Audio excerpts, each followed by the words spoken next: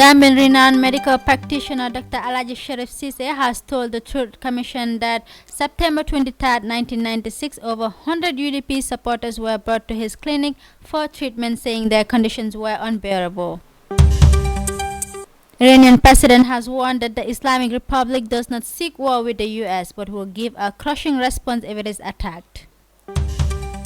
Boris Johnson overwhelmingly won the first round of voting in the race to replace outgoing British Prime Minister Theresa May. These are the headlines. More coming on your way on The World Today on iAfrica TV.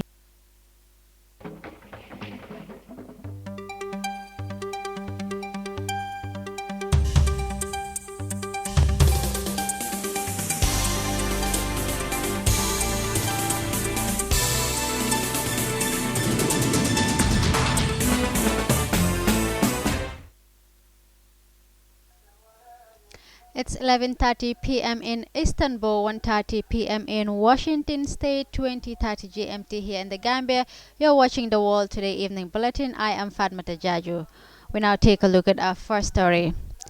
Gambian well-known medical practitioner and proprietor of Kololi Clinic, Dr. Alaji Sharif Sise, today testifies at the Truth, Reconciliation and Reparation Commission. Dr. Sise, who offered medical services to victims of the September 22, 1996 attacks on United Democratic Party supporters at the Denton Bridge in Banjul, told the Truth Commission that a day after the incident, 115 patients were brought to him for treatment, saying their conditions were unbearable. Sajo Sambo has more on that. Gambian renowned Dr. Alhaji Sharif Sise, who offered a treatment to the September 22nd Denton Bridge victims, was the latest to testify before the Truth, Reconciliation, Reparation Commission. Dr. Sise, who celebrated his 77th birthday last March, said on the 22nd September whilst on the convoy heading to the capital city Banjul, together with party leader Alhaji Usainu Dabo, the party chief security alerted them that there was an incident at the Denton Bridge between armed soldiers and the party militants, and that it was not safe for them to proceed, that they should retrieve back. The security detail for the passengers in our car, I call the executive car, came and reported that there was a major incident there, and it was recommended that we return to Banjul or Combo and abort the trip because there was a lot of problem at the bridge. I did not physically stand at the site of what was actually happening because there was such a commotion, so many cars. There was the security difficulty had arisen so abruptly that the chief of security suggested to Mr. Davo that we better, more prudent, to abort his trip. Dr. Sise, who retired in 1976 from government employment to go private as medical practitioner, further said the following day, the 23rd September 1996 at around 10 a.m., victims of both the ill and the injured, the young and the old, of up to about 115 were brought to his clinic, all victims of Denton Bridge, with the youngest at the age of 16. The ways we work and the principles that the clinic stood for, I gave instructions that anybody who comes to the clinic should be identified. You get the correct name, you get the address, and you get the age. And that makes them registered as patients of the clinic. On no account should any individual be refused entry. In other words, open the gates of the clinic to whoever gets in there. By the end of the day, we'd seen something like 115. In 3-4 days time, we saw a total of 119 individuals. Dr. Sise said he had to personally attend to all victims, not only to treat them, but to understand the psychological impact the torture had on them. But amazingly, he was amazed with the attitude displayed by the victims. In all fairness, I was impressed by the level of strength of these individuals. There was nobody crying. Women cried, not these ones. They are hard, they are brave, and they got substance. Nobody was querying anybody, nobody was blaming anybody. Everyone sat by themselves thinking, and you know, behind that is a resolve that they did not do anything wrong. Doctor recalled when one of the party militants, aged 35, was kidnapped by 4 NIA officials who inhumanly burned his manhood with a lighter flame. All right, allegedly kidnapped by 4 men. His actual story was 4 NIA, but I'm just saying 4 men. 3 of them pinned him down against a wall. The 4th one came, tore his trousers off, exposed his penis, and put a lighter flame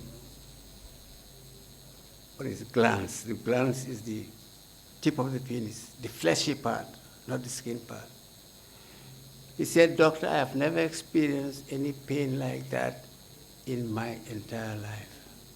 Dr. Sise made it clear to the council members that even after the September 22nd incident, horrific scenes continue to happen to the UDP militants, with some as harsh as leading to the death of some. Sittings at the TRRC is now adjourned until Monday, the 17th June 2019, when proceedings will continue with other witnesses or victims of the Jammeh regime. Sajo Sambu reports for iAfrica TV News. Sajo Sambu there at today's TRRC sitting. Iranian President Hassan Rouhani warned that the Islamic Republic does not seek war with the U.S. but will give a crushing response if it is attacked, as Japan's premier visited Tehran in a bid to ease tensions between the rivals. Rouhani made the comment as he stood alongside Japanese Prime Minister Shinzo Abe, who called for more patience between Iran and the U.S. Abe's trip to Tehran represents the highest level of effort yet to de-escalate tensions between U.S. and Iran, as the country appears poised to break the 2015 nuclear deal it struck with world powers that America earlier abandoned. President Hassan Rouhani commented on the ongoing tension between Iran and the United States while speaking to the press alongside Japanese Prime Minister Shinzo Abe in Tehran yesterday, marking the first visit to Iran by a Japanese Prime Minister since the 1979 revolution. The visit started with a welcome ceremony followed by a meeting and a press conference during which both leaders addressed Iran-US relations. We are glad that both countries pay special attention to the stability and security of the region. Moreover, I told Mr. Prime Minister that we will not be the starter of any wars in the region, even with the US. But if any wars start against us, we will give a firm response. If we are facing some tension, the root of this tension is related to the US economy war against the Iranian nation, and whenever this war stops, we will see a positive development in the region and in the world. Shinzo Abe, Japanese Prime Minister, called for the easing of tensions and the necessity at any cost to prevent any military war. At the moment, the tension in the Middle East is increasing, and there are experts who are referring to the possibility of accident conflict, but it is necessary at any cost to prevent any military war. Peace and stability of the Middle East is not only necessary for the improvement and prosperity of this region, but it is also necessary improvement and prosperity of the whole world. Nobody likes a war to happen. Japan wishes, by all its power, to put all its effort to decreasing the tension, and my concentration in this trip to Iran is on this issue. Iran, from the ancient times of the Persian Empire until today, has been the great country of the Middle East and will stay like this in the future. Due to the current increasing tension in the Middle East, and also in order to stabilize the peace and stability of the region and to prevent accident conflict, it is necessary that Iran plays its productive role. Tensions have been rising between the U.S. and Iran in recent weeks since Tehran announced it would partially withdraw from the Iran nuclear deal, the Joint Comprehensive Plan of Action, on May 8, 1 year after the United States withdrew and reimposed sanctions on Iran. A case has been filed at the International Criminal Court by lawyers against French police violence over the recent Yellow Vest protest movement in the country. The complaint at the ICC is against French President Emmanuel Macron and Home Affairs Minister Christophe Castaner. The French lawyer brought with her alleged evidence of hundreds of cases of police brutality, expecting the ICC to launch a preliminary investigation. The Yellow Vest demonstrations, which emerged as protests against fuel taxes, have been taking place in Paris and other French cities for 30 weeks. French lawyer filed a complaint against French President Emmanuel Macron and Home Affairs Minister Christophe Castaner at the International Criminal Court in The Hague on Tuesday over French police violence against the recent Yellow Vest protest movement in the country, which lawyer Sophie Albert Salmeron says amounts to crime against humanity. Il faut venir vraiment en France dans les manifestations le week-end. It is really necessary to take the streets during demonstration on weekends in France to realize that people are suffering. People are being persecuted, they suffer abuses, they are tear gassed, they get mutilated, they get burned at Salmeron. The French lawyer brought with her alleged evidence of hundreds of cases of police brutality, expecting the ICC launch a preliminary investigation. The Yellow Vest demonstrations, which emerged as protests against fuel taxes, have been taking place in Paris and other French cities for 30 weeks. Francis Lalani, French artist and political activist, said was lucky not to lose his eyes like other people didn't have the chance I had this day.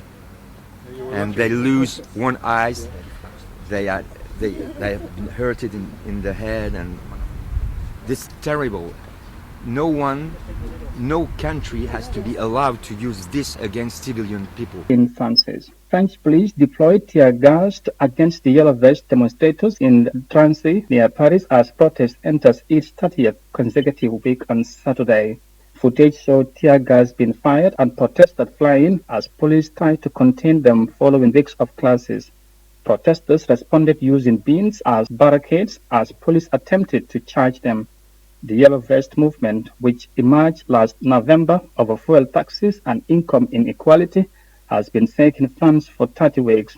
Since the start of the marches on 17th November, 2,448 demonstrators and 1,797 police officers have been injured, according to figures released by the Minister of Interior.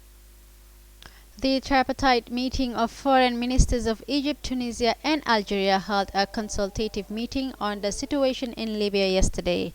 The meeting comes to follow up the implementation of a tripartite presidential initiative to reach a comprehensive political settlement to the Libyan crisis.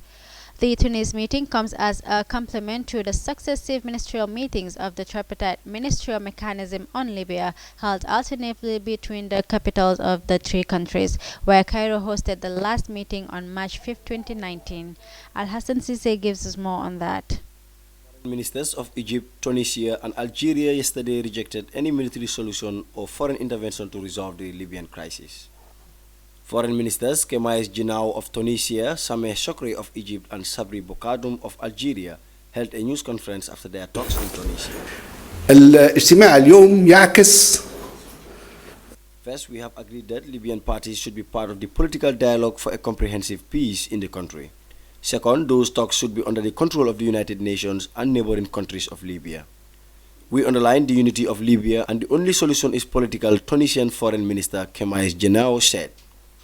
Supporting a political solution for Libya, Egyptian Foreign Minister Sameh Shokri said, "We are supporting a political solution in Libya." The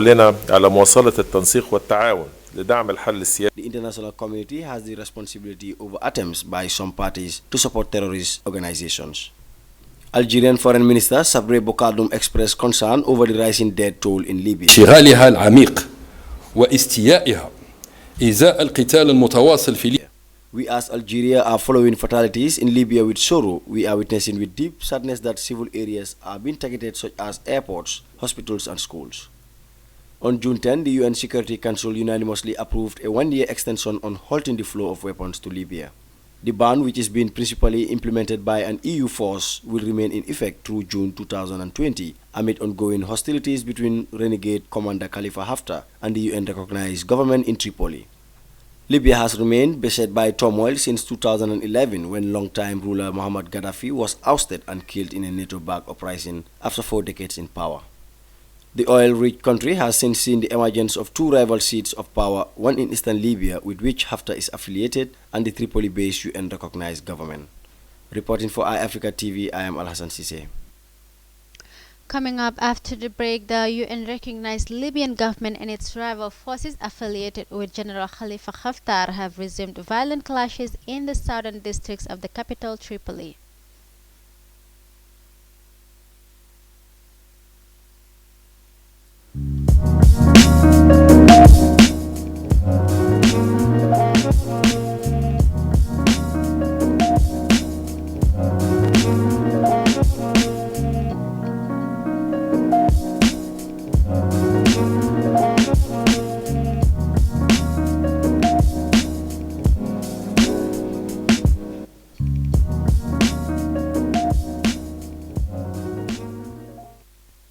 Welcome back. We remind you that you are watching the World Today News Bulletin. Let's now take a look at the remaining stories. The UN-recognized Libyan government and its rival forces affiliated with General Khalifa Haftar have resumed violent clashes in the southern districts of the capital, Tripoli. This development came only a day after the United Nations Security Council unanimously approved a 1-year extension on the flow of weapons to Libya. The ban, which is being principally implemented by an EU force, will remain on effect through June 2020 amid ongoing hostilities between renegade commander Khalifa Haftar and the UN-recognized government in Tripoli. Haftar's forces have so far been unsuccessful in seeking to capture Tripoli from the UN-recognized government of the National Accord in a campaign that began in April. Alhassan Sise. Armed clashes on Thursday morning renewed between the UN-recognized Libyan government and its rival forces affiliated with General Khalifa Haftar in the southern district of capital Tripoli.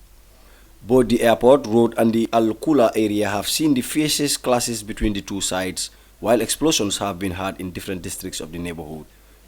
On late Wednesday, Haftar-affiliated warplanes pounded forces of the UN-recognized government concentrated in the 2 areas of Masrou, Al-Mos and Ain Zara south of Tripoli.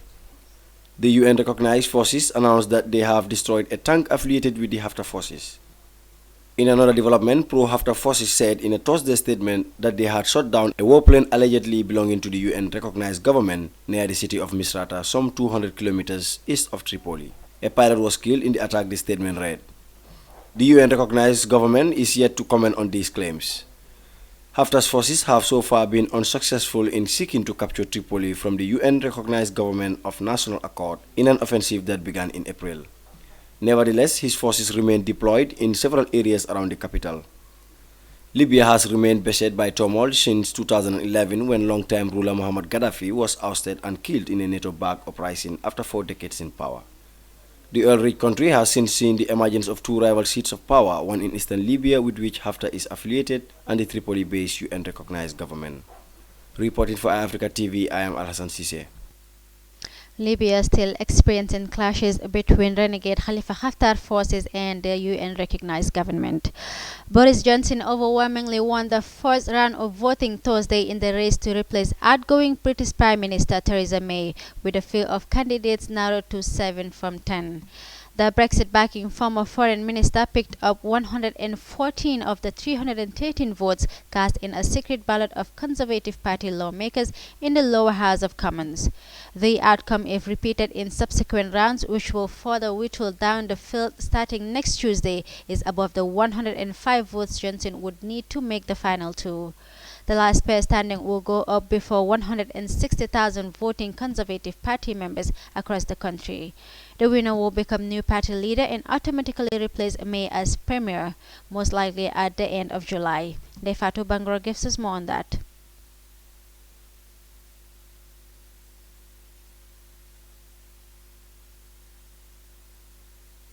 Frontrunner to be the next British Prime Minister.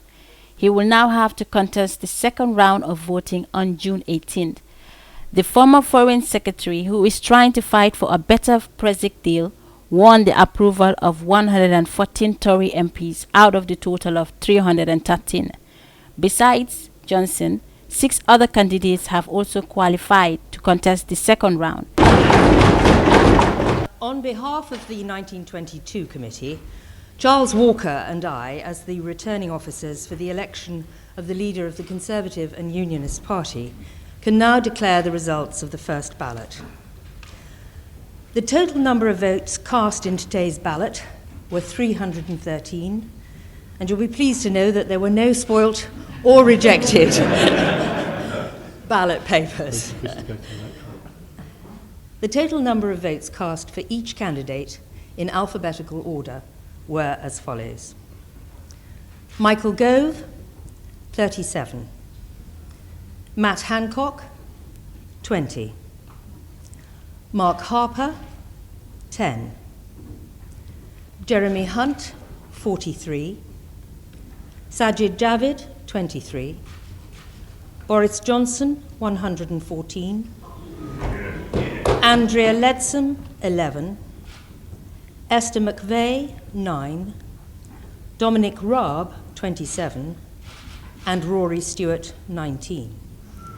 Therefore, the following 7 candidates are eligible to participate in the next ballot on Tuesday, the 18th of June.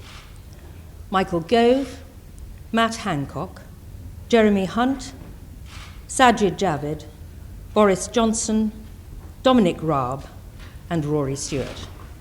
And on your behalf, can I thank my colleagues for participating in an orderly election, and my colleague officers of the 1922 and our staff for helping conduct the ballot in an orderly fashion today. Thank you very much indeed. Thank you, my friends and colleagues in the Conservative and Unionist Party, for your support.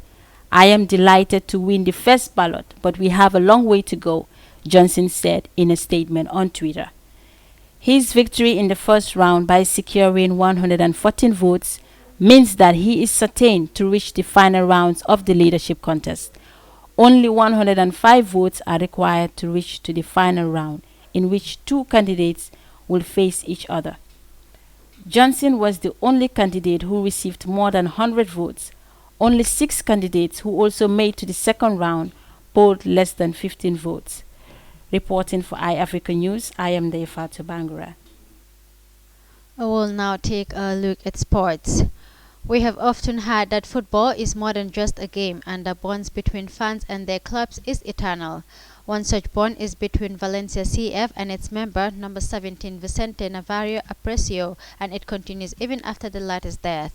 Aprecio was a Valencia fan for life, so much that he even took his son to all the games, making him a part of his devotion to the club. He turned blind due to a detached retina about 40 years ago, but he only got him closer to the club.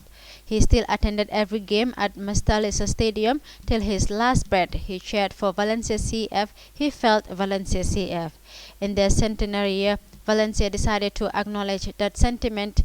Aprecio died 2 years ago, but as Valencia completes 100 years of existence, his solitude now sits as Mestalla, and he will stay there as a permanent spectator. Amadou Kante will give us more on that. At the Mestalla Football Stadium, home of Valencia FC, the club has installed a statue honoring one of its most loyal fans, Vincent Navarro Aprecio, who passed away 2 years ago. Aprecio had the membership card number 17, and despite becoming blind following a detached retina, he continued to go to the Mestalla Stadium to follow live games of his team, accompanied by his son, who was telling him what happened on the pitch. Despite having been installed 2 months ago, the statue went viral around the world recently thanks to a photograph a Tottenham fan published on her social media. Both the club and the family of Vince are tremendously proud of this impact. My father came to leave the atmosphere. It has been a true honor. If my father would have been alive, the emotion would have killed him. Vincent Navarro also said that his father was foreman at the Camspa factory in Valencia, and since he was born, he was blind on one of his eyes. Then he had cataracts. He underwent surgery, and after 3 months, he had a retinal detachment with hemorrhage and became completely blind. I usually explain to him what happened in the pitch. Couldn't use neither headphones nor radio here in Mastala with all the atmosphere because back then there were no smartphones. I told him how the game was and what was going on the pitch. It's odd the day that no one calls me from any other country. They have called me from half of Europe. They have called me from Turkey. It has become so viral and all that because of the visit of a Tottenham fan who took a photograph, and the next day it was already viral in England and it spread throughout Europe. It has been a true honor. If my father would have been alive, the emotion would have killed him. For his part, the club brand director Juan Carlos Sahunkilo expressed his delight and satisfaction on how the story has been followed on the world media and also the way it represents the club values that made them all proud. When we had Vincent's story, we realized that it was the most extreme way to explain that feeling that all of us at Valencia FC have. And in its way, this story represents how to experience Valencia FC in the most extreme way anyone can tell. It is reaching almost all the media in the world, and for us it is a great satisfaction that the values of the club and that this story, which represents us so much, has had this attention. Valencia FC is a Spanish team competing in the Spanish La Liga League, and it was established in the early 90s and has won many titles in the Liga and in the European competition, during which many outstanding players has passed through the club. The club played its first competitive match away from home on 21st May 1919 against Valencia Gimnastico and lost the match 1-0. Valencia FC moved into the Mastella Stadium in 1922. The state of Palestine is honoring Egyptian footballer Mohamed Salah with a big banner at a local football field in Gaza. The mural, measuring 10 meters high and 8 meters wide, is a message of love and appreciation from the Palestinian people for the pride of Arabs and Mohamed Salah. We have more in this report. Banner dedicated to Egyptian football star Mohamed Salah was erected in a football field in Rafah in the Gaza Strip on Tuesday. Fans watched as a friendly match between local football clubs was played to honor Salah for his accomplishments. Abd al-Salam Haniyan, member of the High Council for Sport and Youth of Palestine, explained, "It is a message of love and appreciation from the Palestinian people for the pride of Arabs. Mohamed Salah, as Arabs, we should be proud of any Arab player who makes achievements in international level and support him and his level, and that is the message from Gaza today." This is a message from Gaza and Palestine. This message that carries love to Mohamed Salah, the Egyptian big star who represents the pride of Arabs by his accomplishment with Liverpool Football Club in the European Championship. I think that is a clear message from Rafah on the Egyptian-Palestinian borders, in which that makes Egypt happy, makes us and the Arabs happy. We love every Arab who earns achievement for us in the sports field. As I said, the mural is 80 meters and it is a message of love and appreciation from the Palestinian people for the pride of Arabs, Mohamed Salah.